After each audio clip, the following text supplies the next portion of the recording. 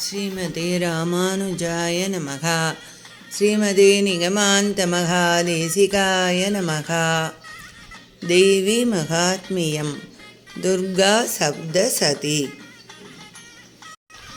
ऐशतकण्डविगण्डितरुण्ड विदुण्डितसुण्डकजाधिपते ऋभुगजचण्डविदारणचण्डपराक्रमचुण्डमृगाधिपते निजभुजदण्डनिबाधितकण्डविबाधिकमुण्डपडाधिपते जय जय हे महिषासुरमर्दिनि रम्यकपर्दिनि शैलसुते।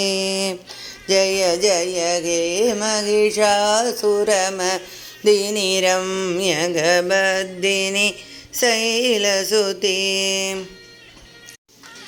महिषासुरसैन्यवधो नाम द्वितीयोऽध्यायः। 61st श्लोका।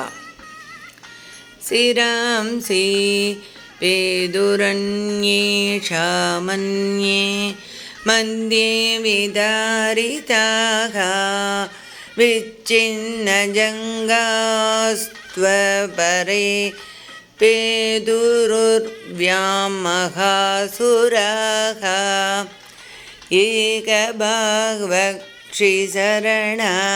केचित् देव्या त्विदाकृताः चिन्ने अभिसान्ये शिरसि पतिता पुनरुत्थिताः कबन्धायुयुधुर्देव्या गृहीतपरमायुताः ननृदुश्चापरे तत्र युद्धे दूर्यलयाश्रिताः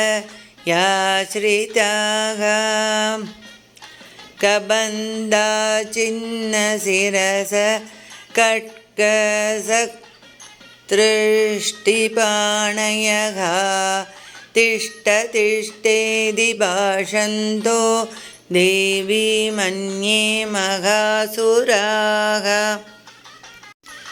पादितैरद नागास्वैरसुरैश्च वसुन्धरा अगम्या सा भवत्तत्र यत्राभूत्समहारणः सोनिदोकामहानत्य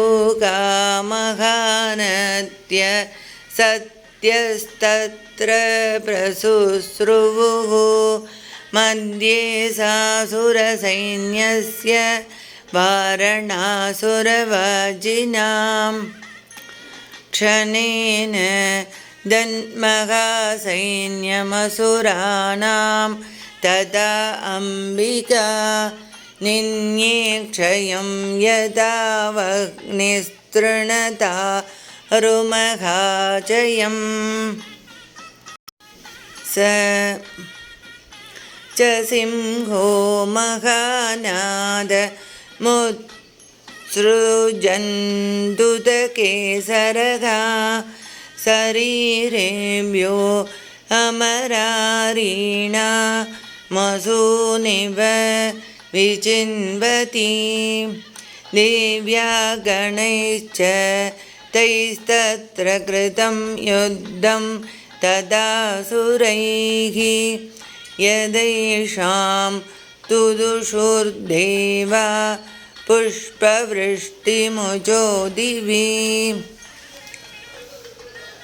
स्वस्ति श्रीमार्कण्डेयपुराणे सावर्णिके मन्वन्तरे देवी महात्म्ये महिषासुरसैन्यवधो नाम द्वितीयोऽध्यायः।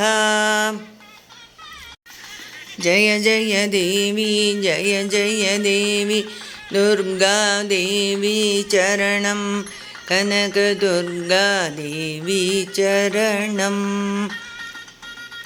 अडियेन् रामानुजदासन् लोका समस्ता सुखिनो भवन्तु सर्वे जना सुखिनो भवन्तु।